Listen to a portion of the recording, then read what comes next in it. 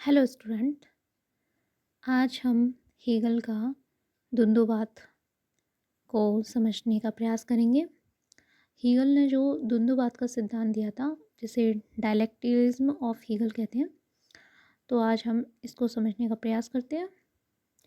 तो सबसे पहले क्या है कि आपने कभी सोचा या विचार किया होगा कि घटनाओं का विकास कैसे होता है।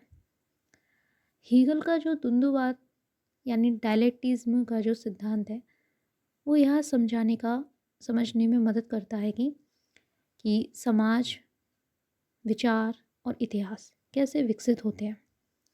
इसे हीगल ने 3 तरीके से समझाने पर जोर दिया है। पहला है जो है थीसिस यानी वाद, फिर दूसरा आता है एंटीथीसिस यानी प्रतिवाद, एंड सिंथेसिस जिसे संवाद कहते हैं। तो जो हीगल का डायलेक्टिज्म का अर्थ है तर्क वितर्क करना अथवा वाद विवाद करना। अब चलो हम इसको समझते हैं थीसिस को। सबसे पहले थीसिस क्या है? यह किसी भी विचार प्रणाली या स्थिति की शुरुआत है। उदाहरण के लिए कोई विशेष धारणा या सिद्धांत जो समाज में विद्यमान है। राजा का शासन, जैसे कि राजा का शासन। थीसिस का मतलब जो है जो जो पहले से हमारे समाज में विद्यमान है, जो पहले से ही हमारे समाज में पाई जाती थी, जैसे राजा का शासन, उसे हम बोलते हैं थीसिस यानी वाद। फिर दूसरा आता है एंटीथीसिस, इसे हम बोलते हैं प्रतिवाद। यह थीसिस का विरोध करता है और यह पुराने विचारों को चुनौती देता है और एक नई सोच को जन्म देता है। उदाहरण के लिए लोकतंत्र का उदय जो राजतंत्र को चुनौती देता है।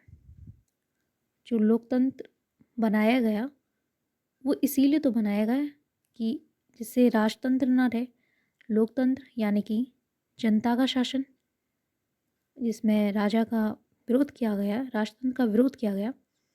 तो ये क्या है कि एंटीथीसिस क्या है कि जो थीसिस का विरोध करता है उसे हम प्रतिवाद कहते हैं। आई होप आपको इतना समझ में आया हो। फिर जो तीसरा आता है वो है सिंथेसिस यानी संवाद। यह थीसिस और एंटीथीसिस के बीच संघर्ष के बाद पैदा हुआ एक नया विचार या प्रणाली है। यह दोनों के बीच सामंजस्य स्थापित करता है और एक उच्चतर स्तर पर पहुंचाता है।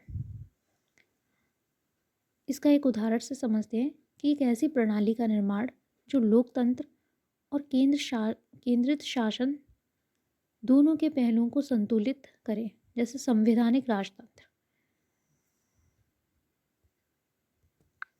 परंतु जो संवाद जो होता है वह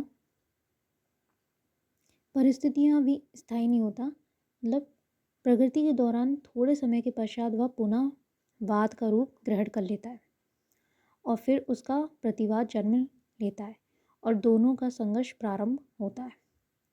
यानी कि ये प्रक्रिया निरंतर चलती रहती है। पहले वाद होता है, फिर प्रतिवाद होता है, फिर संवाद होता है।